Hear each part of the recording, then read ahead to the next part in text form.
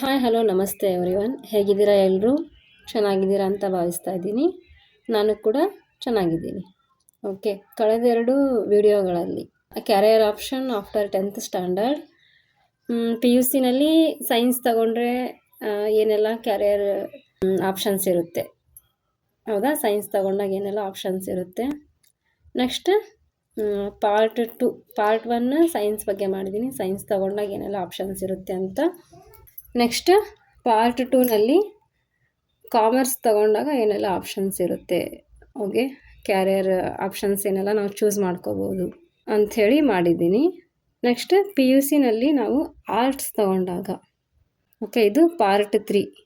P U C arts ತಗೊಂಡಾಗ ನಮಗೆ carrier option ಏನೆಲ್ಲ ಇರುತ್ತೆ, ಹೌದಾ?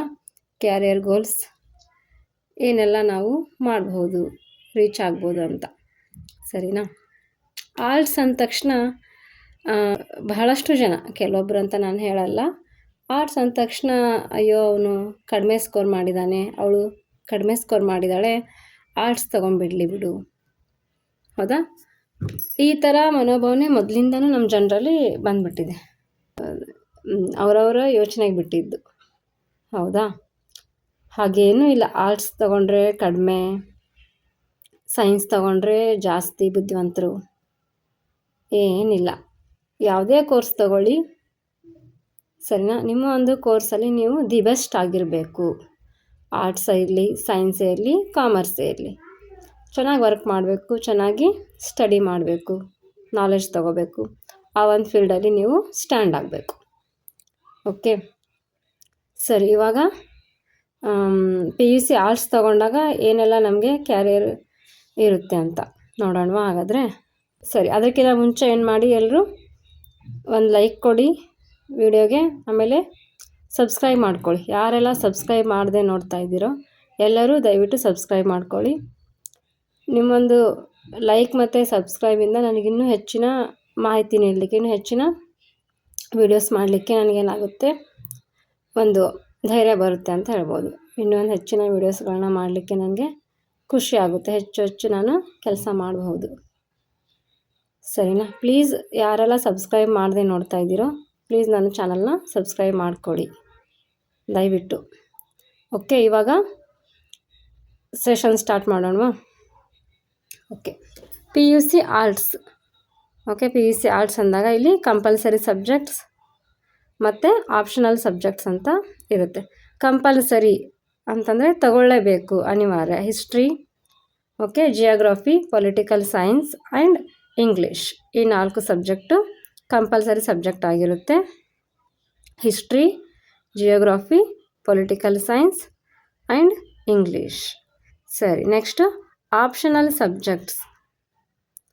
ಆಪ್ಷನ್ ಆಗಿ ಅದರಲ್ಲೇ ಗೊತ್ತಾಗುತ್ತೆ ನಿಮಗೆ ಆಪ್ಷನಲ್ ಅಂದರೆ. ಆಪ್ಷನ್ನಾಗಿ ಯಾವ ತೊಗೋಬೋದು ಅಂದರೆ economics, psychology, fine arts, physical education and home science, ಸರಿನಾ? ಈ 5 ಸಬ್ಜೆಕ್ಟ್ಗಳಲ್ಲಿ ಒಂದನ್ನು ತಗೋಬೇಕು, ಹೌದಾ? Next languages, Kannada, Hindi or Sanskrit, 3ರಲ್ಲಿ ಒಂದನ್ನು ತಗೋಬೇಕು, ಸರಿನಾ? ಇಲ್ಲೂ ನೀವೆಷ್ಟು 6 ಸಬ್ಜೆಕ್ಟ್ಸನ್ನು ಸ್ಟಡಿ ಮಾಡ್ತೀರಾ ಆರ್ಟ್ಸ್ನಲ್ಲಿ, ಸರಿನಾ? ಆರ್ಟ್ಸ್ನಲ್ಲಿ ಎಷ್ಟು ಸಬ್ಜೆಕ್ಟ್ ಸ್ಟಡಿ ಮಾಡ್ತೀರಾ? 6 ಸಬ್ಜೆಕ್ಟ್ಸನ್ನು ಸ್ಟಡಿ ಮಾಡ್ತೀರಾ. ಓಕೆ, ಇನ್ನು ನೆಕ್ಸ್ಟು ಆರ್ಟ್ಸ್ ಮುಗೀತು, ಪಿ ಯು ಸಿ ಮುಗೀತು, ಸರಿನಾ? ನೆಕ್ಸ್ಟ್ ಏನು ಮಾಡಬೇಕು? ಡಿಗ್ರಿ ಏನು ಮಾಡಬೇಕು, ಸರಿನಾ? ಅದನ್ನು ನೋಡೋಣ ಇವಾಗ. ಓಕೆ, ಆಯಿತು. ಪಿ ಯು ಸಿ ಏನು ಮಾಡಿದ್ರಿ? ಆರ್ಟ್ಸ್ ಮಾಡಿದ ಮೇಲೆ ನಿಮಗೆ ಡಿಗ್ರಿ ಅಥವಾ ಕ್ಯಾರಿಯರಲ್ಲಿ ಇಷ್ಟೊಂದೆಲ್ಲ ಆಪ್ಷನ್ಸ್ ಇರುತ್ತೆ. ಏನು ತೊಗೋಬೋದು? ಕಾಮನ್ನಾಗಿ ಎಲ್ಲರೂ ಮಾಡೋದು ಬಿ ಎ ಅಂದರೆ ಬ್ಯಾಚುಲರ್ ಆಫ್ ಆರ್ಟ್ಸ್, ಸರಿನಾ? Next bachelor of business administration ಅಂದರೆ BBA ಅಂತ ಹೇಳ್ತೀವಿ. Bachelor of fine arts BFA, bachelor of design, okay, BDS ಅಂತ ಹೇಳ್ತೀವಿ. Bachelor of business management studies BMS. Next BA LLB law, lawyer ಆಗ್ಬೋದು, advocate ಆಗ್ಬೋದು. Okay, next bachelor of hotel management BHM. Other courses travel and tourism management and photography and digital marketing. ನೋಡಿ, arts ಏನು waste ಹಂಗೆ ಹಿಂಗೆ ಅಂತೆಲ್ಲ ಹೇಳ್ತಾರೆ, but ಏನೂ ಇಲ್ಲ. ಆರ್ಟ್ಸ್ ಮಾಡಿದವ್ರಿಗೆ ತುಂಬ ಅವಕಾಶಗಳಿದ್ದಾವೆ. ಬಟ್ ಕೋರ್ಸ್ ಯಾವುದೇ ಆಗಿರಲಿ, ಏನು ಮಾಡಬೇಕು, ನೀವು ಒಂದು ರೈಟ್ ಚಾಯ್ಸನ್ನು ತೊಗೋಬೇಕು.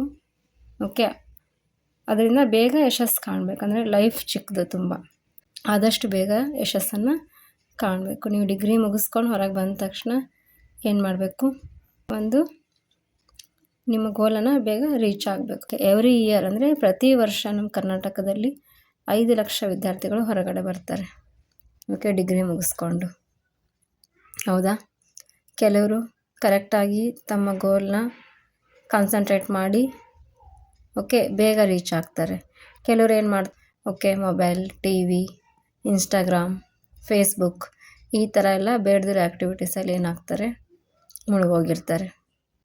ಸರಿನಾ? ಇರಬೇಕು, ನಾಲೆಡ್ಜ್ ಪರ್ಪಸ್ ಅದನ್ನ ಯೂಸ್ ಮಾಡ್ಕೊಳ್ಳಿ. ಸರಿನಾ? ಅನ್ನೆಸೆಸರಿ ಟೈಮ್ ವೇಸ್ಟ್ ಮಾಡಿಕೊಂಡು ಅದನ್ನ ನೋಡೋದ್ರಿಂದ ಏನೂ ಯೂಸ್ ಇಲ್ಲ.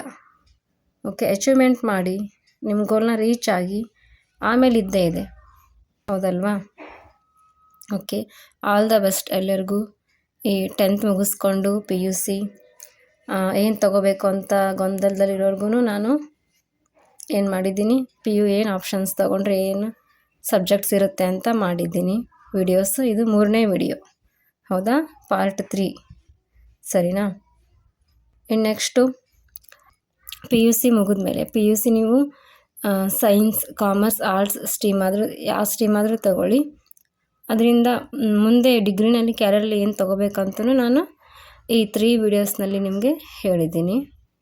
ನೋಡಿ, ನಿಮ್ಮ ಆಸಕ್ತಿಗೆ ಅನುಗುಣವಾಗಿ ನೀವು ಒಂದೊಳ್ಳೆಯ ಕೋರ್ಸನ್ನು ಸೆಲೆಕ್ಟ್ ಮಾಡಿಕೊಂಡು ಚೆನ್ನಾಗಿ ಓದಿ ದಿ ಬೆಸ್ಟ್ ಆಗಿರಬೇಕಷ್ಟೆ. ನಿಮ್ಮ ಯಾವುದೇ ಕೋರ್ಸ್ ತಗೊಳ್ಳಿ, ನಿಮ್ಮ ಒಂದು ಸ್ಟ್ರೀಮ್ನಲ್ಲಿ ನೀವು ದಿ ಬೆಸ್ಟ್ ಆಗಿರಬೇಕು. ಅಂದರೆ ನಿಮಗೆ ಮುಂದೆ ಒಳ್ಳೆ ಭವಿಷ್ಯ ಇದೆ.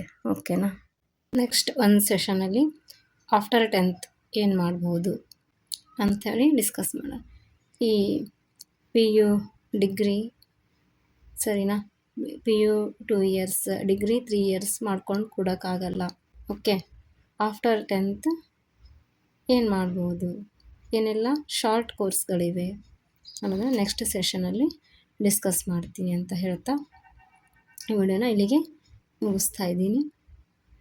ವಿಡಿಯೋ ಇಷ್ಟ ಆಗಿದ್ದರೆ, ಮಾಹಿತಿ ಇಷ್ಟ ಆಗಿದ್ದರೆ ಲೈಕ್ ಮಾಡೋದನ್ನ ಮರಿಬೇಡಿ.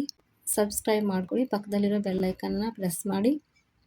ವಿಡಿಯೋನ ಆದಷ್ಟು ನಿಮ್ಮ ಫ್ರೆಂಡ್ಸ್ ಆ್ಯಂಡ್ ಫ್ಯಾಮಿಲೀಸ್ಗೆ, ರಿಲೇಟಿವ್ಸ್ಗೆ ಶೇರ್ ಮಾಡಿ ಅಂತ ಹೇಳ್ತಾ ಸೆಷನ್ ಮುಗಿಸ್ತಾ ಇದ್ದೀನಿ. Thank you all.